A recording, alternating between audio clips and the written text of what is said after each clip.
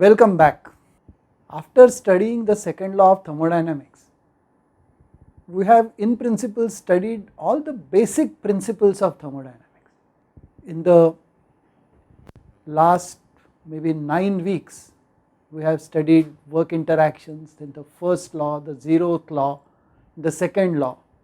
In between we took a detour to appreciate the properties of water and steam and use them in some applications and solve some problems based on them.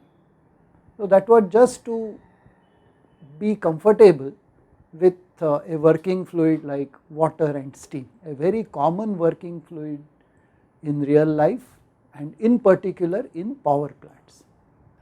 Now let us apply the first law and the second law to determine relations between properties of a given thermodynamic system. So our task now is to study property relations, thermodynamic property relations, okay. And we are going to assume, just for simplicity of the calculus, that we have a system which is a simple compressible system, or simple compressible means essentially a fluid system. Of course, we can apply it to solid, only thing is solid will not flow, and we will assume that the system is at rest. So we can replace the differential of energy dE by the differential of thermal energy du. The other components of energy will be assumed to be unchanged.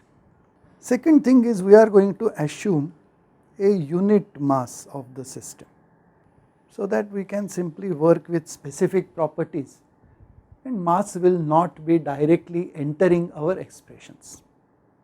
Now what are the tools that we are going to use? First and foremost, the laws of thermodynamics. The first law, the second law in their proper mathematical form, and obviously what comes out of it is the basic property relation, which we have already seen, or the entropy relation. And we are going to use from calculus properties of partial derivatives and properties of exact differentials. In fact, this particular part of thermodynamics of our course is going to be perhaps the heaviest in terms of mathematics and in terms of calculus. Thank you.